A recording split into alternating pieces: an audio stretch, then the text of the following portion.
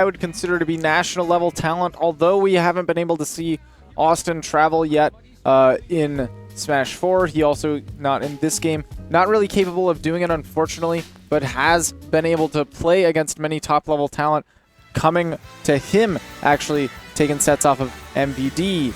He's taken sets off of Trella. He's taken a set off of Tamim. And not just sets. I mean, most of those he's taken tournaments over. Absolutely.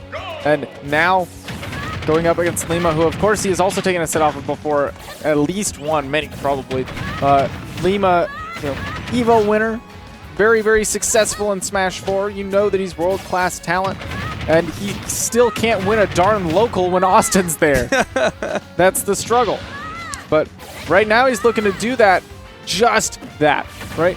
The last set that he had against Awestin was down to a game 5 where he had everything in his favor, and then Awestin went for like 4 down smashes and killed him. Yes, that was the weirdest thing I've ever seen. The biggest turnaround, just like a mental block moment where, my God, Awestin just did it, huh? It was not mental block, it was plot armor, thank you. Right, plot armor, that's what I was looking for. So Awestin doesn't have an extra set to play with for that plot armor. He has got to beat Lima in the first set he plays against him, and then more after that, because it's Lima from winner's side this time around. Right, one thing that I just saw him go for that he kind of adjusted to against Tamim last time that they played is he'll go for the PK Fire and it'll land, and Bayonetta can actually witch time you out of the PK Fire even though it's on her body. So he runs away and tries to get a little bit extra damage with that PK Thunder, catching the witch time. All doing plenty of extra damage, catching Lima off stage, making his life for recovery difficult. But once he's back on stage, Lima has been consistently doing a great job of catching Awestin, overcommitting him right there just on the recovery. Up smash does eventually take the stock from Lima's, but Austin's a full stock down, and Lima, of course, known for being able to take an S stock at any percent, doesn't even have to be a high one, so I'd be terrified in Awestin's shoes. Let's see what kind of mental strength he's got to bring this one back. Going for the PK Thunder, get some good damage. Fire expecting Lima to go low, but he catches the jump there. That's a PK Thunder 2 that he's going for. Great air dodge at the end. Beautiful directional air dodge to grab the ledge as well. Reset, up smash, a little bit of charge, but not going to get the strong hit. That's right, he set him on the ledge. I can tell you what Awestin was going for right there. He was Shield looking for Lima to shield so that he could pop it. Oh, he didn't see that happen. Go back to NFA 3 VODs. Watch Awestin do that to SDX. Yeah, another world-class player that he's been able to take set and tournament off of. Okay, Lima once again with the wall bounce. I think Awestin a little bit rusty on the fact that Lima is pretty much just safe when he does that. At least to a character like Ness.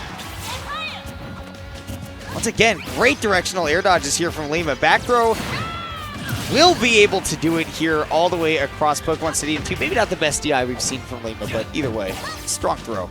Awestin, 94%, doesn't punish the air dodge. The parry comes out, so Lima's able to get away from the scary situation with the side magnet there. Jumping over the guns, but Lima catches the landing forward throw, goes so deep. Awestin doesn't have a jump. It's over. Yeah, I think he was trying to go for a PK Thunder 2 to try to kill Lima off the side because he was like, this is my only option. Would have been a wild KO, but instead we see Lima clean it up with that edge guard, taking this game 1. And again, if you're just now tuning in, it might come as a surprise to you that Austin's coming from the loser's bracket. So Awestin only has 1 set in him. If Lima takes this one, the tournament is over and Lima is your victor. Awestin has to take 2 sets over Lima in order to win this tournament. Austin's the one sitting on critical health right now. Yeah. Awestin counter-picking to the Yoshi story. Awestin does love that tri-platform layout, does love the close quarters combat that it provides to him. And of course loves the slopes on the side because that allows him to set up for the goofiness that we saw last week that allowed him to take a game that maybe he shouldn't have taken. Again, and I could be wrong still, I don't know for 100% certain because I haven't yet to find time to do the research. I don't know for certain, but I've heard rumors that if Ness goes for that down smash on a slope, it can set up such that the yo-yo is intangible. Wow. So somebody please tweet at me corrections, let me know what's going on with that. I've heard that somewhere. along the grapevine. But And I know that Slopes have always done interesting things to moves with weird tangibility on previous Smash iterations. Yeah. A la Yoshi's Island Sonic spin dash. Yes. Brawl. I know another thing. I mean, we can talk about what we do know about that down smash, which is that it hangs off easier on a slope. Oh, yeah. That is just not up for debate.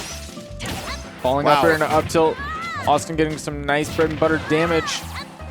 Now, while we've been talking about yo-yos, Awestin has been saying, yo, let me try to take this game too quick, because he is already up with a hefty lead, I'd say, at the least. He's playing at the pace that this song is playing at. It is quick. The forward smash, though, is going to catch Awestin playing with the PK Thunder off. Uh-oh, this is the setup for the shield break, but he doesn't quite get it. And Lima, which timing a PK flash? My goodness. Because otherwise, we would have had some problems. Everything about that interaction was so... I just had to take it in for a moment. Getting the back throw, Awestin is going to take that stock, and now he is the one with a clean 2 stocks to 1. Just total turnaround from that game 1 that we saw. And we're going to see Lima run it close like Awestin did, turning it around, or is Awestin going to take all of the momentum and run with it? Well, from what I have seen from Awestin in this game before, I would expect to see the latter. And in fact, I would expect it to carry on after this game. But if Lima's able to turn it around, and we've seen it before, this kid's got a crazy combo game, Awestin could be in trouble. Forward air, not going to get anything off it. Lima gets the punish with the forward throw. Wow, not an air dodge to the ledge, and I think Lima was just waiting for it and getting mixed up in that scramble situation. Awestin, 2 stock on the run back. Awestin playing a lot more aggressive that game, finding his hits, and in the close quarter scenario, it was hard for Lima to find positions to reset neutral. Instead was dancing around the platforms a lot, trying to find his way down, and just wasn't finding success. Going for the battlefield, a little bit more of a spread out. Still the platform layout going to be able to help him extend combos, but definitely not going to have as much of the close quarters interactions, having a little bit more room to play with here and a little bit more opportunity to reset neutral. Yes. 3, 2, 1. All right, game 3 now, 1 apiece. Awestin looking to reset the bracket. Lima looking to take it home. So if we're on to Battlefield, which is still a triplat, just like the last stage we played on, where Awestin, with no other words, washed Lima like the Sunday laundry. What makes this stage different that Lima would say, yeah, this is different enough for me to go here? Yeah, how about the more spread out platforms and bigger stage spot to give him room to reset neutral? I would agree with that. I would agree with that for sure. Maybe that is an opportunity for him to turn it around, but the only way that's going to happen is if you manage to land first, and Lima eventually says, oh my god, I'll just go to the other stage, I'll play neutral, please just let me down. Ooh, empty hopping, waits for that sideline to come out, goes for the forward smash, but not going to get anything big off it at that percent, and Awestin eventually finding the back throw to take the first stock in this game. Boy, pivot grabs sure are risky in this game, huh? Absolutely. Yeah, any whipped grab puts you in a lot more lag than it has ever had. I love the drift away there by Awestin. There we go. And again, PK Fire even hitting Bayonetta is going to be able to activate Witch Time in the midst of it. Get that forward smash to kill. Awestin really has to sit back on that muscle memory there. He rolled away and said, I'm getting out of the general vicinity, going to try to get some extra damage to this PK Thunder. Was it? Who was it that was playing against Lima back at NFA 3 that was doing the same thing, where they were knowing that Lima was about to witch time and then they would run away? I mean, it could have been Awestin, wasn't it? Potentially, yes. They did play at NFA 3. Okay. Forward throw to get Awestin back off stage. Lima still looking to get these effective edge guards against Awestin, which have just been lacking, but that's one way to turn it around. Awestin consistently fading in with those aerials, and that is going to be one way to answer that at the witch time. PK Thunder putting him in an awkward spot here. And there we go. Catching Lima, trying to probably dodge a potential PK Thunder. Instead, falls into that up air. Put Awestin off stage. Any percent that's scary. I can't believe, I continue to say it, I cannot believe that Ness Downer is the new Falcon Stomp. There we go. It really does behave like that. trading hitboxes, but that put Lima on top because he landed closer to the ground, ironically enough. Hey, Lima faking out to go to that top platform, but Awestin was too far away to do anything about either option, I think. So reset to neutral. Lima's got a pretty good chance to take advantage of those big hitboxes, but Awestin, I think, has the more powerful ones. I think we could all agree on that. There we go. Up air catches the overextension of the forward smash. Awestin, sitting at a dangerous percent, has a little bit of work to do to put Lima at the kill percents that near. Does he have a jump? Yes, he does. Yes, saved it he for the does. last moment, but he didn't have time to set up the PK Thunder, and he didn't have the distance to go for the air dodge, so that back air was the cleanest way to finish that game. Once again, when Lima is on the hard focus train, he is seriously able to control his resources and really, really able to go as deep off stage as he needs to be. Whenever they are able to set up offstage interactions, you know that Lima will be able to set up those KOs so consistently, but as long as it's the on-stage interactions, when it's up close and personal, you usually see that going towards Awestin. We'll see if this wider stage is still going to be able to provide the same benefits. Going on Pokemon Stadium 2. I honestly feel like, this is Battlefield at Pokemon Stadium 2. They didn't want that. That's correct. Yeah, so got to take a quick reset right here. As both players, I think, taking a second to go back over their notes in their head and go, all right, so, how do I turn this, Lima's saying, all right, what do I need to be doing against Awestin? How do I keep up what I have done in this grand final set so far to keep this up and take my first ultimate Shockwave? And Austin's thinking, of course, how can I use this stage to totally turn this around? There you go, finally getting this setting right. You'd think with the flick of a switch that it's so easy to go to Omega and Battlefield that we would be able to toggle hazards, but, beggars can't be choosers. I'll take this stage with a difficult to toggle hazards than a no hazard toggle at all. Yes, I would most certainly agree. We got a lot of good stages out of that, and these players would certainly tend to agree, but the most popular stage is eventually going to be the venue you could imagine at some point. And this time it is Austin's counterpick, as he does not have Yoshi's Story available, not to the means of DSR. There is no DSR tonight. It is simply 2 bans, and I believe that Lima adjusted his bans to reflect that. Once again, Awestin really burning a lot of those resources trying to throw out aerials against Lima, who has been doing such a good job of keeping track of not only his own resources, but Austin's as well. Here we go. Lima setting up Awestin off stage, goes for the high recovery, tries to catch him recovering with the ABK with the up smash. And unfortunately for Awestin, ABK has a huge hitbox.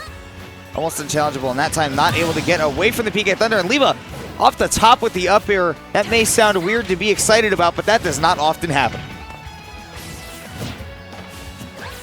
Awestin trying to snipe him out of the air with that ABK, consistently getting Lima off the ledge for free. That back air, though, does catch, eventually trade, but put some good damage on Awestin. Oh, wow. Goodness, yeah. I think Lima may have been trying to DI in to get out faster and just ended up falling into more and more. I'm amazed that he got away with it. The things that Awestin gets away with sometimes honestly astonish me, neighbor. Back here, catching him on the platform. Lima's chases are so aggressive and so good. Wow, and once again, staying so close, and just like Smash 4, fully putting the butter on that. Really smart. Lima jumped and empty hopped around Austin's shield. Went for the witch time because you know that Nesses love pressing the nair on a shield with such a good button. Deals with empty hop really well. Deals with preemptively catching aerials before they come out. So Lima brilliantly placing that witch time. But now Awestin doing a good job of trying to bring this back, putting on damage. Now it's Lima's turn.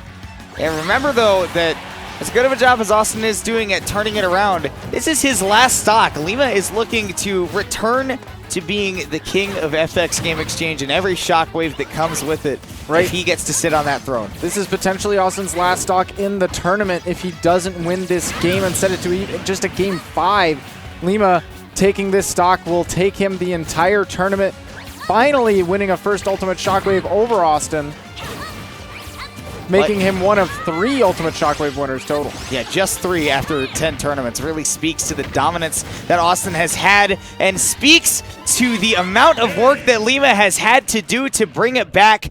Awestin goes down, and Lima is the first person since Trella at Ultimate Shockwave 3 since Ultimate Shockwave 2, excuse me, to take down Awestin and coming right back to the top of the world where he belongs. Lima has now proven again Right that now, he is top talent.